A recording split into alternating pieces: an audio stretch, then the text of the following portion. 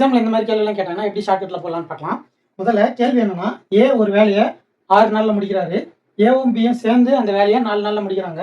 B மட்டும் செஞ்சால் அந்த வேலை எவ்வளோ நாளில் முடிப்பாருன்றது தான் வந்து கேள்வி. இது நம்ம பரோட்டா ஷார்ட்கட், அதாவது நம்ம பெரிய வீடியோ போட்டிருக்கோம் அந்த ஷார்ட்கட்டில் பார்க்கலாம். முதல்ல ஏ வந்து அந்த வேலையை 6 நாள் செய்கிறாரு. ஏவும் பியும் சேர்ந்து 4 நாளில் முடிக்கிறாங்க. இப்போ இவங்களாம் இவ்வளோ நாளில் முடிக்கிறாங்கன்னு தெரியுது. ஆனால் எவ்வளோ ஒர்க்கு, அதாவது எத்தனை பரோட்டான்னு தெரியாது நம்மளுக்கு. அது தெரிஞ்சாதான் எவ்வளோ இருக்குது எப்படி பண்ணணும்னு பார்க்கணும். அதுதான் வந்து எல்சிஎம் எடுப்போம். எல்சிஎம் எடுத்தோம்னா 6க்கும் 4க்கும் எல்சிஎம் எடுத்தோம்னா நம்ம வந்து கொஞ்சம் டைம் ஆகும். அதுக்கு என்ன பண்ணலாம்னா, இருக்கிறதுல எது பெரிய எண்ணன்னு பார்த்துங்க. 6 மிச்சம் இருக்கிற எண்ணோட வாய்ப்பாட்டில் அந்த 6 வருதான்னு பாருங்க. அப்படி இல்லைன்னா அடுத்தது போகணும். இப்போ 6 வந்து வரல, அப்போ அடுத்தது 6 × 2 12. 12 வந்து 4வது வாய்ப்பாட்டில் வரும். அப்போ 12 தான் வந்து இதுக்கான எல்சிஎம். இந்த 12ன்றது தான் வந்து மொத்த வேலை, அதாவது மொத்தம் இருக்கிற பரோட்டாவோட எண்ணிக்கை. இப்போ 6 வந்து எத்தனால பிறகுனா உங்களுக்கு 12 வரும்னா, 2ஆல பிறகுனா உங்களுக்கு 12 வரும்.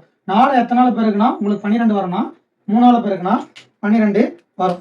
இப்போ இந்த 12ன்றது வந்து மொத்த பரோட்டாவோட எண்ணிக்கை. இந்த 2ங்கிறது வந்து ஏ ஒரு நாளைக்கு சாப்பிட்ற பரோட்டாக்கான எண்ணிக்கை, அதாவது ஏ ஒரு நாளைக்கு சாப்பிட்ற பரோட்டாக்கான எண்ணிக்கை. இங்கே இருக்கு இல்லைங்களா, இந்த 3ன்றது வந்து ஏவும் பியும் சேர்ந்து ஒரு நாளைக்கு சாப்பிட்ற பரோட்டாவோட எண்ணிக்கை. இப்போ பி மட்டும் அதை எத்தனை நாளில் சாப்பிடுவாருன்னு கேட்குறாங்க. இப்போ ஒரு நாளைக்கு ஏவும் பியும் சேர்ந்து ஒரு நாளைக்கு 3 பரோட்டா சாப்பிட்றாங்களா, அதில் ஏ மட்டுமே ஒரு நாளைக்கு 2 சாப்பிட்றாரு. அப்போ 3 பரோட்டா வந்து 2 பேர் சேர்ந்து சாப்பிட்றாங்க. அதில் ஏ வந்து 2 சாப்பிட்றாரு. மிச்சம் இருக்கிறது ஒரு பரோட்டா தான். அது வந்து பி ஒரு நாளைக்கு சாப்பிட்ற பரோட்டாவோட எண்ணிக்கை. இப்போ மொத்தமாக வந்து 12 பரோட்டா இருக்குது. பி வந்து ஒரு நாளைக்கு 1 தான் சாப்பிடுவார். அப்படின்னா 12 நாளில் சாப்பிட்டாதான் அந்த 12 பரோட்டா காலி ஆகும். இதுதான் வந்து இந்த கேள்விக்கான விடை.